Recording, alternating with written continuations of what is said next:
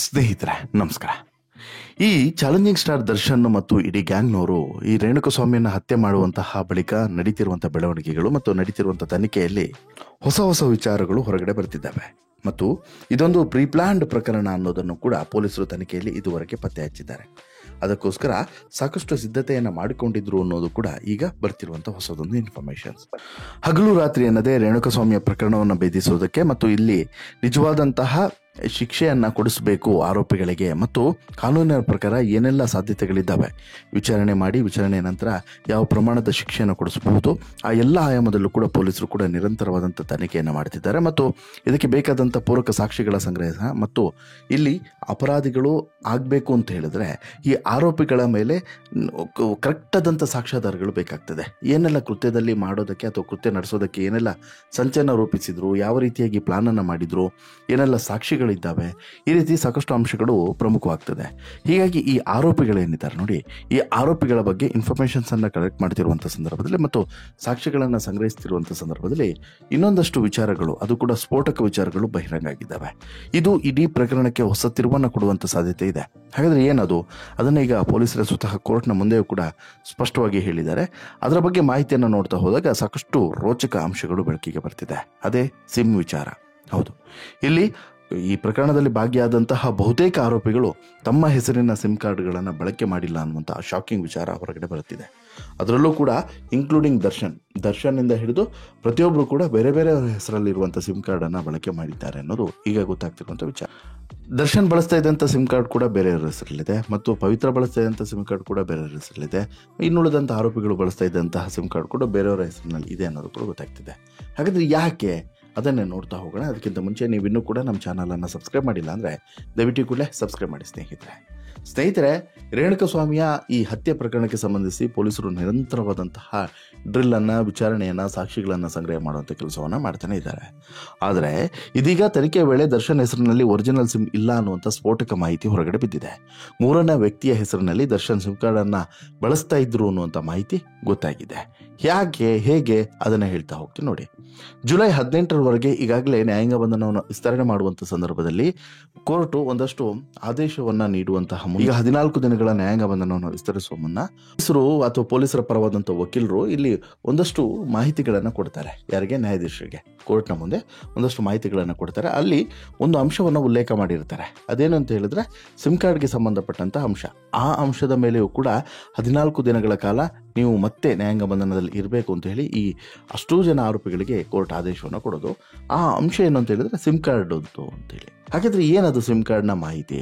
ಇಲ್ಲಿ ಸಾಕಷ್ಟು ಜನ ಆರೋಪಿಗಳು ಇದ್ದಾರಲ್ಲ, ಈ 17 ಜನ ಆರೋಪಿಗಳಲ್ಲಿ ಸಾಕಷ್ಟು ಜನ ಆರೋಪಿಗಳು ಒರಿಜಿನಲ್ ತಮ್ಮ ಹೆಸರಿನಲ್ಲಿರುವಂಥ ಸಿಮ್ ಕಾರ್ಡನ್ನು ಬಳಕೆ ಮಾಡ್ತಿರ್ಲಿಲ್ಲ.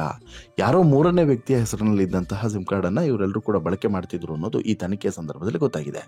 ಹಾಗಾದರೆ ಯಾರ್ಯಾರ ಹೆಸರಲ್ಲಿ ಸಿಮ್ ಕಾರ್ಡನ್ನು ಬಳಕೆ ಮಾಡ್ತಿದ್ರು ಅನ್ನೋದನ್ನು ನೋಡ್ತಾ ಹೋಗೋದಾದ್ರೆ, ದರ್ಶನ್ ಪ್ರಕಾಶ್ ನಗರ ಮೂಲದ ವ್ಯಕ್ತಿಯೊಬ್ಬರ ಹೆಸರಿನಲ್ಲಿ ಸಿಮ್ ಕಾರ್ಡನ್ನು ಬಳಕೆ ಮಾಡ್ತಾ ಇದ್ರು ಅನ್ನುವಂಥ ಮಾಹಿತಿ ಹೊರಗಡೆ ಬಂದಿದೆ. ಹೇಮಂತ್ ಅನ್ನುವಂಥ ವ್ಯಕ್ತಿಯ ಹೆಸರಿನಲ್ಲಿ ಈ ಸಿಮ್ ಇದೆ ಅನ್ನೋದು ಕೂಡ ಪೊಲೀಸರು ಪತ್ತೆಯನ್ನು ಹಚ್ಚಿದ್ದಾರೆ. ಅಲ್ಲಿಗೆ ಇಲ್ಲಿ ಹೇಮಂತ್ ಅನ್ನುವಂಥ ವ್ಯಕ್ತಿಗೂ ಈಗ ಸಂಕಷ್ಟ ಎದುರಾಗುವಂಥ ಸಾಧ್ಯತೆ ಇದೆ. ಹೇಮಂತನ್ನು ಕರೆದು ಬಿಟ್ಟು ವಿಚಾರಣೆ ನಡೆಸ್ತಾರೆ. ಯಾಕಪ್ಪ ನೀನು ನಿನ್ನ ಹೆಸರಿನ ಸಿಮ್ ಕಾರ್ಡನ್ನು ದರ್ಶನ್ಗೆ ಕೊಟ್ಟಿ? ದರ್ಶನ್ ಏನಂತೇಳಿ ಹೇಳಿದ್ರು? ದರ್ಶನ್ ಇಲ್ಲಿ ನಿನ್ನ ಹೆಸರಲ್ಲಿ ಸಿಮ್ ಕಾರ್ಡ್ ತೆಗೆದುಕೊಳ್ಳೋದಕ್ಕೆ ಕಾರಣ ಏನು? ನೀನೇ ತಗೊಂಬಂದು ಕೊಟ್ಟಿರೋದಾ ಅಥವಾ ಅವರು ಹೇಳಿ ನಿನ್ನ ಹತ್ರ ತರಿಸಿರೋದಾ? ಈ ರೀತಿಯಾದಂಥ ಒಂದಷ್ಟು ಅಂಶಗಳನ್ನು ಇಲ್ಲಿ ಡ್ರಿಲ್ ಮಾಡುವಂಥ ಸಂದರ್ಭದಲ್ಲಿ ಪೊಲೀಸರು ಕೇಳ್ತಾರೆ.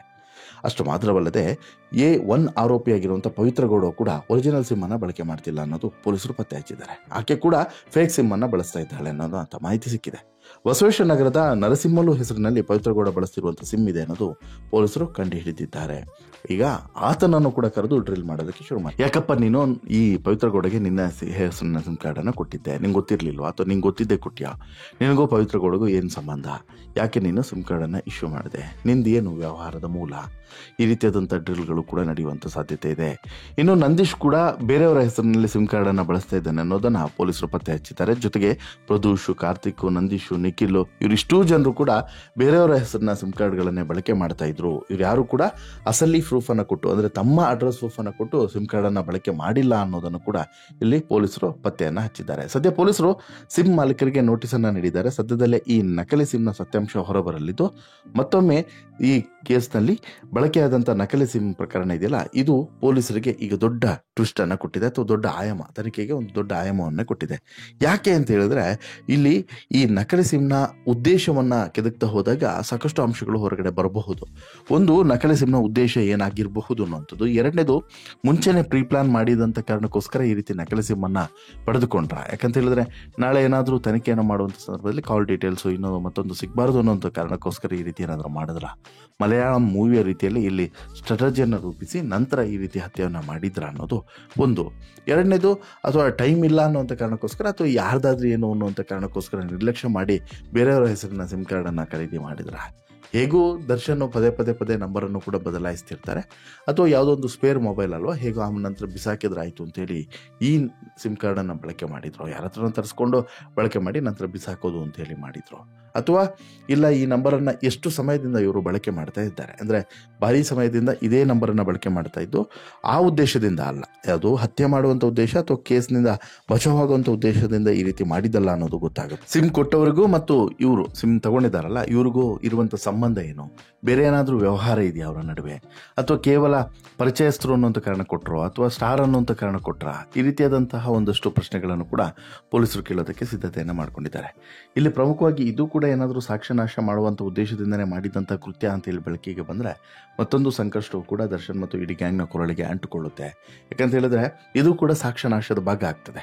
ಯಾರೋ ಹೆಸರಲ್ಲಿ ಸಿಮ್ ಕಾರ್ಡನ್ನು ತೆಗೆದುಕೊಳ್ಳೋದು, ನಾಳೆ CDR ಅನ್ನು ತೆಗೆದಾಗ ಇನ್ಫಾರ್ಮೇಷನ್ಸ್ಗಳು ಸಿಗಬಾರ್ದು ಅನ್ನೋಂಥ ಪ್ಲಾನನ್ನು ಮಾಡುವಂಥದ್ದು, ಇದು ಕೂಡ ಅಪಾಯಕಾರಿ.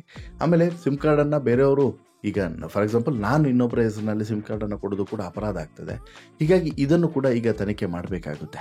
ಈ ಆಯಾಮದಲ್ಲೂ ಕೂಡ ಪೊಲೀಸರು ತನಿಖೆಯನ್ನು ಶುರು ಮಾಡಿದ್ದಾರೆ. ಇದ್ರ ಜೊತೆಗೆ ಬೇರೆ ಬೇರೆ ಸಾಕ್ಷ್ಯಗಳನ್ನು ಕೂಡ ಸಂಗ್ರಹಿಸುವಂಥ ಕೆಲಸವನ್ನು ಪೊಲೀಸರು ಶುರು ಮಾಡಿದ್ದಾರೆ.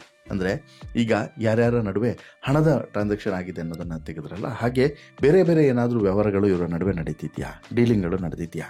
ಆನಂತರ ಇಲ್ಲಿ ಸಿಮ್ ಕಾರ್ಡ್ಗಳನ್ನು ಈ ರೀತಿ ಸಪ್ಲೈ ಮಾಡಿ ಅಂತೇಳಿ ಐಡಿಯಾ ಕೊಟ್ಟವ್ರು ಯಾರು, ವಾಹನಗಳ ವಿಚಾರ ಇರ್ಬೋದು, ವಾಹನಗಳ ಬಳಕೆ ಆಗಿದೆ ಹೇಗೆ, ಹೀಗೆ ಒಂದಲ್ಲ ಎರಡಲ್ಲ ಸಾಕಷ್ಟು ಅಂಶಗಳನ್ನು ಇಲ್ಲಿ ಪೊಲೀಸರು ತನಿಖೆಯ ಸಂದರ್ಭದಲ್ಲಿ ಹೊರಗಡೆ ತೆಗಿತಾನೆ ಇದ್ದಾರೆ. ಅದರಲ್ಲಿ ಬಂದಂಥ ಒಂದು ಇನ್ಫಾರ್ಮೇಷನ್ಸ್ ಇದು. ಬಟ್ ಇದು ದರ್ಶನ್ ಮತ್ತು ಇಡೀ ಗ್ಯಾಂಗಿಗೆ ದೊಡ್ಡ ಮಟ್ಟದಲ್ಲಿ ಮುಳುವಾಗುತ್ತೆ ಅನ್ನೋದರಲ್ಲಿ ಅನುಮಾನನೇ ಇಲ್ಲ. ನಿಮಗೆ ಅನಿಸುತ್ತೆ ಸ್ನೇಹಿತರೆ, ಈ ಇಷ್ಟು ಬೆಳವಣಿಗೆಗಳ ಬಗ್ಗೆ ನಿಮ್ಮ ಅಭಿಪ್ರಾಯ ಏನು? ದಯವಿಟ್ಟು ಕಮೆಂಟ್ ಮಾಡಿ ತಿಳಿಸಿ. ಜೊತೆಗೆ ಈ ಸ್ಟೋರಿ ಇಷ್ಟ ಆಯಿತು ಅಂತ ಹೇಳಿದ್ರೆ ಲೈಕ್ ಮಾಡಿ, ಶೇರ್ ಮಾಡಿ, ಚಾನಲ್ಗೆ ಸಬ್ಸ್ಕ್ರೈಬ್ ಆಗೋದನ್ನು ಮರಿಬೇಡಿ. ಧನ್ಯವಾದ.